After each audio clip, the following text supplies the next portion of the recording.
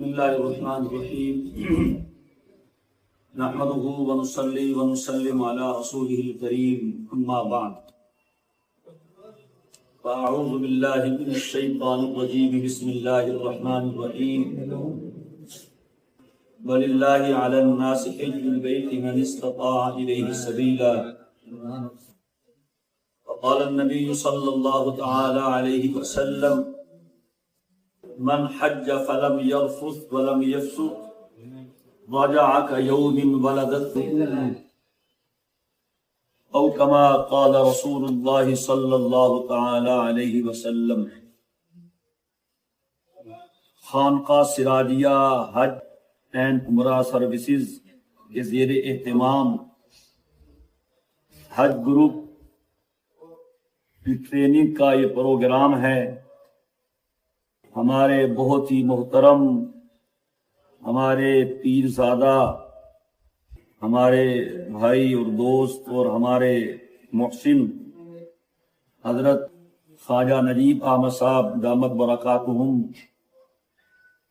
ہمارے حضرت کے صاحبزادے ہیں، اور ہم نے جب سے بچپن کی آنکھ کھولی ہے تو خانقاہ سراجیہ آنا جانا شروع ہوا۔ حضرت سے اسی وقت سے تعلق اور رابطہ شناسائی ہے۔ بڑے حضرت کے ساتھ لالا جی بھی تھے، الحمدللہ 3 دفعہ حج کی سعادت بھی حاصل ہوئی ہے۔ یہ میری سعادت ہے کہ حضرت اپنے اس گروپ کے پروگرام میں مجھے بھی حکم فرما دیتے ہیں، میں بھی حاضر ہو جاتا ہوں۔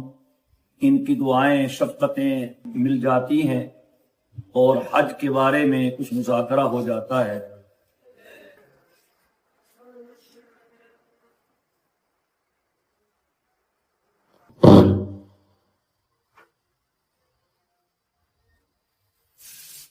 اللہ تعالی اس گروپ کو کامیابی کے ساتھ اپنا حج کا سفر اور مدینہ منورہ حاضری کا سفر مکمل کرنے کی توفیق عطا فرمائے۔ سب سے پہلے ہمیں اپنے اللہ کا شکر گزار ہونا چاہیے کہ اس نے ہمیں اپنے گھر بلایا ہے۔ یہ میں نہیں جا رہا، وہ مجھے بلا رہا ہے۔ کوئی میرے گھر، آپ کے گھر میری اور آپ کی مرضی کے بغیر نہیں جا سکتا، تو اللہ کے گھر اس کی مرضی کے بغیر کون جا سکتا ہے؟ کتنے ایسے لوگ ہیں جو 7 مرتبہ MNA بنے ہیں، بڑے بڑے ان کے کارخانے اور فیکٹریاں ہیں، لیکن نہیں گئے، اس نے نہیں بلایا۔ اگر میں جا رہا ہوں تو اس میں میرا کوئی کمال نہیں ہے، میرے اللہ کی مجھ پہ مہربانی ہے۔ تو سب سے پہلے اللہ کا شکر ادا کرنا چاہیے، اور جتنے دن جانے میں باقی ہیں جب بھی دعا کریں، اے اللہ تیرا شکر ہے، تیرا شکر ہے، میں اس قابل نہیں تھا، آپ نے بلایا ہے، اور اس نعمت کا سوچ سوچ کر شکر ادا کرتے رہیں۔ اس سے کیا ہوگا؟ اللہ اور راضی ہوگا۔ وہ ہو سکتا ہے دوبارہ بلا لے۔ پہلی مرتبہ ہم بھی گئے تھے اپنے بڑے حضرت کے ساتھ، تو یہی لگتا تھا پتہ نہیں آئندہ کبھی دوبارہ آنا ہوگا کہ نہیں ہوگا۔ اس کا کرم ہے، وہ بار بار اپنے گھر بلا لیتا ہے، تو اس کا شکر ادا کرنا چاہیے۔ اور میرے دوستو، میں حج کے مسائل سے پہلے کچھ تھوڑی سی ہدایات کہہ لیں یا فضائل کہہ لیں وہ عرض کرنا چاہوں گا۔ حج کے سفر میں آپ کتنا بھی VIP پیکج لے لیں، مشقت اور تکلیف ایک لازمی امر۔ سفر ہوتا ہے، جو آرام گھر میں ہے وہ بہرحال سفر میں نہیں ہے۔ تو اس لیے ایک طریقہ، نسخہ ہم نے سیکھا ہے حضرت کے والد گرامی قدر اور ہمارے شیخ سے، بڑوں سے سیکھنا چاہیے۔ ہم نے دیکھا کہ حج کے سفر میں قبلہ حضرت خواجہ خان محمد صاحب رحمہ اللہ تعالی یوں لگتا تھا کہ اپنے آپ کو اللہ کے حوالے کر دیتے۔ یقین کریں ہم جلدی میں پڑھتے تھے لیکن حضرت سکون سے 7 گھنٹے جدہ ایئرپورٹ پہ رہنا پڑا انتظار کے لیے. پوری رات جدہ کے ایئرپورٹ کے فرش پہ حضرت نے گزاری ہے اگلی فلائٹ کے لیے. معلم کے مکتب میں 5 گھنٹے بیٹھے ہیں, کوئی جلدی نہیں. اور واقعی وہ دوسرا ملک ہے, ہماری یہاں نہیں چلتی, وہاں کیا چلے گی؟ تو حاجی کو ایک طرح کی جلدی ہوتی ہے, چلو چلو چلو چلو چلو میں کیا کر لو گے بھائی. اس لیے سکون اس میں ہے کہ آپ منزل کو اور مقصد کو ذہن میں رکھیں, بس پہنچ جائیں گے. گاڑی لیٹ ہو سکتی ہے, ٹریفک جیم ہو سکتی ہے, فلائٹ لیٹ ہو سکتی ہے, جدہ ایئرپورٹ میں کوئی رکاوٹ آ سکتی ہے, ٹریفک جیم ہو سکتی ہے, تو کچھ ہو جائے آپ اپنے اللہ کی طرف دھیان رکھیں, اس کے گھر حاضری کا سوچیں, رستے کی تکلیفوں کو بالکل ذہن میں نہ لائیں. اگر ایسا کریں گے تو خواہ مخواہ کی پریشانی کے سوا اور کچھ حاصل نہیں ہو. آپ کر کے دیکھ لیں, اگر آپ اپنے آپ کو اللہ کے حوالے کر دیں تو آپ سفر حج کا لطف لیں گے, مزہ لیں گے, اور یہ سوچیں کہ جو کچھ بھی ہوتا ہے وہ اللہ کی مرضی کے بغیر نہیں ہوتا. اس کی چاہت یہ تھی کہ یہاں ایسے ہو, یہاں ایسے ہو, یہاں ایسے ہو, تو اپنے آپ کو اللہ کے حوالے کرے. باقی وہاں میری ماں بہنوں بیٹیوں اور میرے بھائیوں اور دوستوں, اگر وہاں کوئی کھانے پینے میں اونچ نیچ ہو جائے تو یار زندگی بھر اس نے ہمیں کھلایا ہے, یہاں کی طبیعت کے خلاف آ بھی گیا. جس طرح لالا جی نے فرمایا کہ ہمیں کہیں آپ کوئی بات ہے ان کی خدمت میں عرض کر دیں, لیکن اس کو موضوع بحث بنا کے باتوں میں وقت ضائع کرنا ہم نے دیکھا ہے. حجاج کرام بیچارے شیطان تو وہاں بھی ہے. تو اس طرح کر کے اپنے سفر کو ضائع نہیں کرنا چاہیے, بلکہ کوئی تکلیف آئے, مشقت آئے تو اس کو برداشت کریں, اور اگر اس کا حل نکلتا ہو حل نکالیں, اس کو مسئلہ بنا کے نہ بیٹھیں, اس پہ وقت ضائع نہ کریں. اس پر بھی آپ کو بہت اجر ملے گا. حج اللہ تعالی کا ایک خاص محبت کا, عشق کا معاملہ ہے بندے کے ساتھ. اپنے گھر بلا لیتا ہے اور گھر بلا کے چکر لگواتا ہے, صفا مروہ کے چکر لگواتا ہے, اور اس پر وہ سارے گناہ معاف کر دیتا ہے.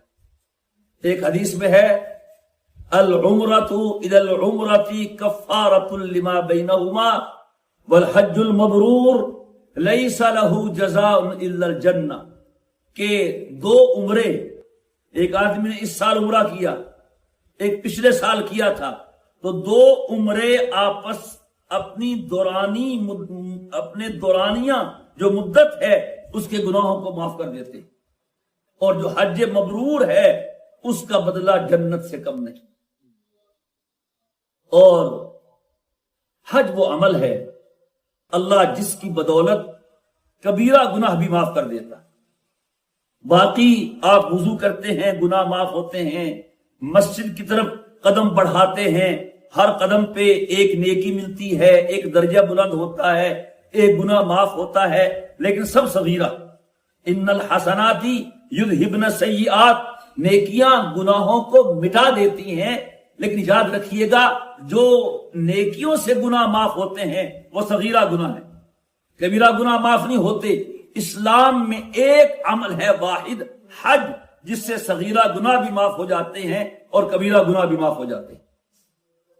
اس لیے علماء نے کہا ہے, اور یہ بڑی اہم بات, اللہ تعالیٰ نے اپنے گھر بلا کے ہمارے گناہ معاف کرنے ہیں, تو ہمیں چاہیے ہم جو حقوق ہیں وہ معاف کرا کے جائیں.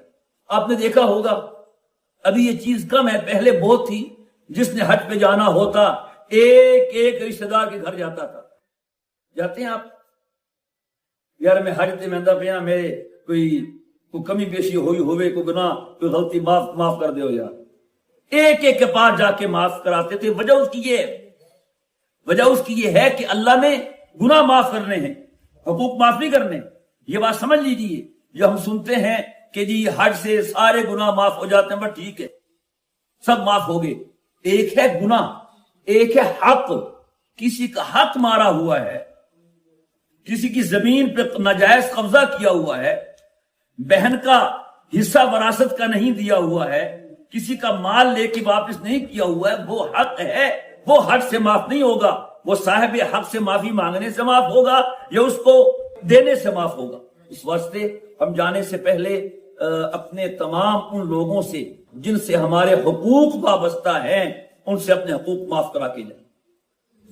خدا نہ خواستہ کسی کے ماں باپ ناراض ہیں، ان کو ناراض کر کے حج پہ مت جائے، ان کو راضی کرے. پاؤں پکڑنا پڑے، ان کے قدموں میں گرنا پڑے تو لازمی کرے. رضا الربی فی رضا الوالدین وسخط الربی فی سخط الوالدین. رب تب راضی ہوگا جب ماں باپ راضی ہوں گے. اگر ماں باپ ناراض ہوں گے تو رب بھی ناراض رہے گا. اس واسطے جس چیز سے آپ کا حق وابستہ ہے ہو جاتا ہے زندگی میں، معاملات لین دین کے، رہن سہن کے، رشتہ داری میں، کاروبار میں، تو سوچ سوچ کے ہر ایک سے معاملہ صاف کر کے جائیں. جب کوئی کسی کے گھر چلا جاتا ہے نا بس وہی معافی ہو جاتی ہے، کوئی بات نہیں. اپنے جو آدمی اللہ کے لیے نیچے ہوتا ہے اللہ اس کو اونچا کر دیتے ہیں. تو اپنے حقوق بالکل پاک و صاف کریں، معاملات کو کلیئر کریں. کسی کا دینا ہو دیں، معاف کرانا ہو معاف کرائیں. بالکل ستھرے ہو کے اللہ کے گھر جائیں کہ اس نے گناہوں کو معاف کر دینا ہے. حج کے بہت سے فضائل ہیں. حدیث پاک میں آتا ہے حج اور عمرہ کرنے والے اللہ کا وفد ہیں، جو دعا مانگتے ہیں اللہ ان کی دعا کو قبول کرتا ہے.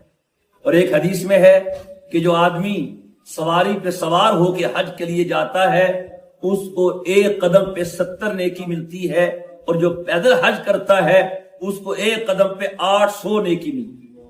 اور ایک حدیث میں آتا ہے کہ قیامت کے دن جب سفارشیں ہوں گی، نبی بھی سفارش کریں گے، قرآن بھی سفارش کرے گا، حافظ قرآن بھی سفارش کرے گا، اللہ کے گھر کا حج کرنے والا بھی سفارش کرے گا. تو ایک حاجی اپنے خاندان کے 400 لوگوں کے حق میں سفارش کرے گا. اور ایک حدیث میں آتا ہے جب آدمی احرام باندھ کے تلبیہ پڑھتا ہے تو اس کے سامنے دائیں بائیں آگے پیچھے مشرق و مغرب تک جتنے بھی ذرے ہیں ریت کے وہ سارے اس کے ساتھ تلبیہ پڑھتے ہیں اور قیامت کے دن اس کے حق میں آ کے گواہی دیں گے. اور ایک عظیم فضیلت حج کی جو جناب نبی کریم علیہ الصلوۃ والسلام نے بیان فرمائی کہ من حج فلم یرفث ولم یفسق رجع کیوم ولدتہ امہ. جس نے حج کیا اور حج میں کوئی گناہ کا کام نہیں کیا، کوئی بے حیائی کا کام نہیں کیا، حج کر کے جب واپس اپنے گھر لوٹا ہے راجع کیوم ولدتہ امہ. کیا مثال دی ہے سبحان اللہ، کہ ایسے ہے آج کے دن جس طرح اس دن تھا جب اس کی ماں نے اس کو جنا تھا. پیدا ہونے والا بچہ اس کے ذمہ کیا گناہ ہوتا ہے؟ بالکل معصوم ہوتا ہے. یعنی معصوم ہونے کی اس سے بڑھ کے کوئی مثال نہیں ہو سکتی جو حضور نے بیان فرمائی ہے کہ جس بچہ پیدا ہوا کوئی اس کے ذمہ نہیں ہے.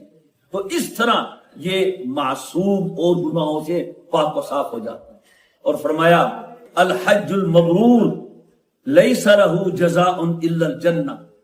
حج مبرور کا بدلہ جنت ہے، یعنی جنت سے کم اس کا بدلہ نہیں ہے. اور پھر وہاں جب آدمی پہنچتا ہے سبحان اللہ، یہ تو ایک بہانہ ہے. ابھی حضرت فرما رہے تھے 9 دن مدینے رہیں گے، وہاں مکہ رہیں گے. حج تو 5 دنوں میں ہو جاتا ہے، لیکن جو 31 دن کا پیکج ہے کم و بیش پیکج ہے. آپ وہاں جا کے جو نماز پڑھیں گے مسجد حرام میں، وہاں ایک نماز کا ثواب 1 لاکھ کے برابر. لیکن علامہ شامی نے لکھا ہے کہ 1 لاکھ کا ثواب اس صورت میں ہے جب آپ اکیلے نماز پڑھیں. اگر آپ مسجد حرام کی جماعت کے ساتھ نماز پڑھتے ہیں تو وہاں ایک نماز کا ثواب 27 لاکھ نمازوں کے برابر. اور اگر آپ دن کی 5 نمازیں وہاں جماعت سے پڑھتے ہیں تو آپ کو ایک دن کی 5 نمازوں کا ثواب جو ملتا ہے اس کی تعداد یہ لکھی ہے کہ وہ ثواب ہے 35 لاکھ، یعنی 1 کروڑ اور 35 لاکھ نمازوں کا ثواب ملتا ہے. 1 کروڑ 35 لاکھ نمازوں کا ثواب ایک دن کی نمازوں میں.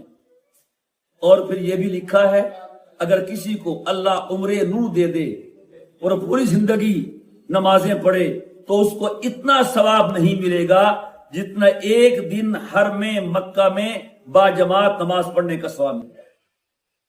اس سے فائدہ اٹھائیں. وہاں کتنی نمازیں آئیں، کوشش کریں. خواتین طواف کے لیے جائیں تو جو نماز آئے وہ مسجد حرام میں جماعت سے پڑھیں. ویسے اگر یہ اپنے ہوٹل میں ہیں اور نماز کا وقت ہوا تو علماء نے لکھا ہے کہ جو ثواب مرد کو مسجد حرام میں ملتا ہے عورت کو انشاءاللہ وہی ثواب اپنی بلڈنگ اور اپنے ہوٹل میں نماز پڑھنے پہ ملے گا. ہاں اگر عورت وہاں گئی ہوئی ہے عمرے کے لیے، طواف کے لیے، تو پھر نماز کا وقت ہو گیا، 1 نماز 2 نمازیں 3 نمازیں پھر مسجد حرام میں بھی پڑھے، مسجد نبوی میں بھی پڑھے تو اس کی جو فضیلت ہے وہ خواتین کو بھی حاصل ہو جائے گی. تو حج کے لیے کچھ آداب بھی ہیں. کوشش کرنی چاہیے ہم اس کے لیے رزق حلال سے اپنا سفر کریں. کچھ لوگ ایسے ہوتے ہیں جن کا حج قبول نہیں ہوتا، اللہ ہم سب کو بچائے. اور ہم تو پوری توقع رکھیں جب اس نے بلایا ہے تو اس سے قبول کرنا ہے. لیکن بہرحال پھر بھی کچھ حاجی ایسے ہوتے ہیں جن کا حج قبول نہیں ہوتا ہے. تو اس میں ایک یہی ہے کہ ان کا جو حج کا خرچہ ہے وہ مال حرام سے ہو. علماء نے لکھا ہے بڑے اہتمام سے توجہ کے ساتھ حج کے اخراجات حلال مال سے کرنے چاہیے. اس طرح حج کے سفر میں نمازوں کا خاص اہتمام کرنا چاہیے. نماز بہرحال فرض ہے اور اس کا نمبر پہلا ہی ہے. حج کا نمبر 5واں ہے. نماز ہے، روزہ ہے، زکوٰۃ ہے، پھر جا کے حج ہے. تو نماز نہیں چھوڑنی چاہیے. کوشش کرنی چاہیے جس قافلے میں آپ جا رہے ہیں حضرت کے پیچھے نماز پڑھیں، جماعت سے نماز پڑھیں. جہاں بھی نماز آئے، ایئرپورٹ پہ آئے، جدہ ایئرپورٹ پہ آئے، اسلام آباد ایئرپورٹ پہ آئے، جہاں بھی آئے رستے میں آئے رکے، گاڑی میں ہوں گے 2-4 ہیں، 2 ساتھی ہیں، 4 ساتھی ہیں، جماعت سے نماز پڑھے. اور نماز کا جو چھوڑنا ہے وہ حج کے ثواب کو بھی کم کر دیتا ہے اور حج کی برکات کو بھی کم کر دیتا ہے. اسی طرح یہ بات بھی سمجھ لیجئے گا کہ جب یہ کہا جاتا ہے کہ جی حج سے گناہ معاف ہو گئے تو حج کر کے حاجی سمجھتا لو جی مزے ہو گئے، اب جو میرے پچھلے سالوں کے روزے تھے نہیں رکھے وہ بھی معاف، نمازیں بھی معاف، بس اب میں بالکل جو ہے نا 0 میٹر ہو گیا ہوں، اب نئی زندگی شروع کرتا ہوں، پچھلا سب ختم. تو میں نے عرض کیا گناہ تو معاف ہوتے ہیں، حق معاف نہیں ہوتا. اگر آپ نے نماز نہیں پڑھی ہے اس میں ایک گناہ بھی ہے، ایک اللہ کا حق بھی ہے. تو نماز نہ پڑھنے کا جو قضا کر دینے کا گناہ وہ تو معاف ہو جائے گا، لیکن جو نماز باقی ہے وہ تو پڑھنی پڑے گی، اس کی ادائیگی قضا کرنی پڑے گی. روزے آپ نے نہیں رکھے ہیں، رمضان کے کئی رمضان ہیں، تو ان روزوں کی قضا آپ پہ لازمی ہے. تو یہ بات سمجھ لیجئے گا کہ جس طرح بندوں کے حق ادا کرنا ضروری ہے وہ حج سے معاف نہیں ہوتے، اسی طرح جو اللہ کے حق ہیں، اللہ کے حق ہیں، نماز اللہ کا حق ہے کہ نہیں، روزہ اللہ کا حق ہے کہ نہیں، تو جو اللہ کے حق ہیں وہ بھی حج سے معاف نہیں ہوتے، وہ بھی ادا کرنا ضروری ہوتا ہے. اور ہم باقی معاملوں میں بہت سیانے ہوتے ہیں، بڑے عقل مند ہوتے ہیں، ہر چیز لکھتے ہیں، فلاں کو یہ دیا، فلاں نے یہ دیا، یہ فلاں یہ ہے. شادیوں کے موقع پہ لکھتے ہیں فلاں نے اتنا دیا تھا، میں نے اتنا دیا تھا. تو بھائی نماز بھی لکھے. کب سے میں بالغ ہوا؟ 15 سال کے بعد کوئی بچہ کوئی بچی نابالغ نہیں رہ سکتی. بچہ 12 سال سے بالغ ہو سکتا ہے اور بچی 9 سال سے بالغ ہو سکتی ہے. 12 اور 9، 12 اور 15 یہ دورانیہ ہے بچے کے بالغ ہونے کا. 9 اور 15 سال یہ دورانیہ ہے بچی کے بالغ ہونے کا. بالغ ہونے کے بعد کوئی نماز معاف نہیں ہے. اگر آپ کے ذمہ ہے تو آپ لکھ لیں کس سن میں بالغ ہوئے، کتنی پڑھی، کتنی باقیاں، لکھتے رہیں، پڑھتے رہیں، لکھتے رہیں. ایک دن ایسا آ جائے گا کہ آپ کے ذمے کوئی ایک نماز بھی نہیں ہوگی. اور آپ سب جانتے ہیں، بچہ جانتا ہے کہ قیامت کے دن سب سے پہلے جس چیز کا حساب ہونا ہے وہ کون سی چیز ہے؟ وہ نماز. اس واسطے اس سفر حج میں آپ نماز کی فکر لے کے آئیں اور سفر میں بھی نماز کی پابندی کریں اور اللہ تعالیٰ سے وعدہ کر کے کہ اے اللہ اب جب تک زندگی ہے نماز نہیں چھوڑوں گا. اور پھر جو آپ کی پچھلی نمازیں ہیں اس سفر میں شروع کر دے. علماء نے لکھا ہے جس کے ذمہ قضا نمازیں ہیں وہ نفل چھوڑ دے، وہ نفلوں کی بجائے قضا نمازیں پڑھے، وہ زیادہ اس کے لیے لازمی ہے اور ضروری ہے. آپ طریقہ علماء کرام سے پوچھ لیں. تو اسی طرح روزے ہیں پچھلے آپ کے ذمے تو اس کی بھی قضا کرے. خواتین یہ مسئلہ سمجھ لیں، جو ان کے روزے ایام کی وجہ سے رہ جاتے ہیں اس کی قضا ہے، نماز کی قضا نہیں ہے. جو ان کے ماہواری کے ایام آتے ہیں اس میں نماز قضا ہو جائے وہ معاف ہے، روزہ معاف نہیں ہے. کیونکہ روزہ سال میں 5، 6، 7، 8 آتے ہیں تو پورے سال میں 8 روزوں کی قضا کرنا مشکل نہیں ہے. نماز کی قضا واجب کی جاتی تو ہر مہینے میں 6، 7 دن کی نماز زائد پڑھنی پڑتی، تو اللہ نے نماز معاف کر دی اور روزہ واجب کر دیا. تو خواتین بھی اپنے روزوں کی دیکھیں، ان کے ذمہ کوئی قضا نمازیں ہیں وہ دیکھیں. تو ہم اس طرح سے ہو کے آئے کہ حج سے ہماری زندگی میں تبدیلی آ جائے. حج مبرور کہا گیا اور جتنے بھی فضائل ہیں وہ حج مبرور کے ہیں. حج مبرور کا معنی نیکی والا حج، حج مبرور جس میں کوئی گناہ نہ ہو، حج مبرور جس میں زیادہ آدمی مال خرچ کرے. اور سب سے بہترین معنی حج مبرور کا یہ ہے کہ حج کر کے زندگی میں تبدیلی آ جائے. جیسا گیا تھا ویسا ہی آ گیا. جانے سے پہلے بھی رشوت لیتا تھا، آنے کے بعد اور لینا شروع ہو گیا، حاجی صاحب ہو گیا. جانے سے پہلے بھی نماز نہیں پڑھتا تھا، اب آ کر بھی نماز نہیں پڑھتا. جانے سے پہلے بھی خاندان میں لڑائیوں میں پیش تھا، اب بھی پیش ہے. تو پھر کیا فرق ہوا؟ اس کا مطلب ہے حج مبرور نہیں ہوا. حج مبرور یہ ہے جو حج کرنے والے کی زندگی میں بہترین اور مثبت تبدیلی لے آئے. پہلے نمازی نہیں تھا اب نمازی ہو گیا. پہلے نمازی تھا لیکن جماعت کی پابندی نہیں کرتا تھا، اب جماعت کی پابندی شروع کر دی. پہلے دکاندار تھا، ناپ تول میں گڑبڑ تھا، 2 نمبر کو 1 نمبر بنا کے بیچتا تھا، اب ٹھیک ہو گیا. اب 2 نمبر کو 2 نمبر بنا کے بتا کے بیچتا ہے، 1 نمبر کو 1 نمبر بتا کے بیچتا ہے. کلرک تھا، افسر تھا، رشوت لیتا تھا، اب بالکل چھوڑ دی ہے. تو سمجھیں گے یہ حج مبرور ہے. اور جتنی بھی فضیلت ہے وہ حج مبرور کی. تو میرے بھائیوں اور ماؤں بہنوں بیٹیوں، ہمیں ابھی سے فکر ہونی چاہیے، اللہ کرے ہمارا حج مبرور ہو. جب واپس آئیں تو پتہ چلے چہرے پہ نور بھی آیا ہوتا ہے لیکن اصل نور دل کے اندر ہوتا ہے، دل کے جذبات بدلے ہوئے ہوں. کعبے پہ پڑی جب پہلی نظر، کیا چیز ہے دنیا بھول گیا. وہ نظر پڑتے ہی پوری دنیا کی حقیقت دل سے گر جاتی ہے اور بندہ جس کے گھر آیا ہے اس کا ہو جاتا ہے. اس واسطے اس کی فکر کرے. ظاہر بات ہے آپ خود سمجھتے ہیں ماشاءاللہ، توجہ بہت کام کر دیتی ہے. چائے دے لے، ایک چائے کوئی بنائے توجہ کے بغیر بن جائے گی لیکن وہ مزہ نہیں ہوگا. جو چائے توجہ دھیان سے بنائی جاتی ہے اس میں کتنا فرق ہوگا.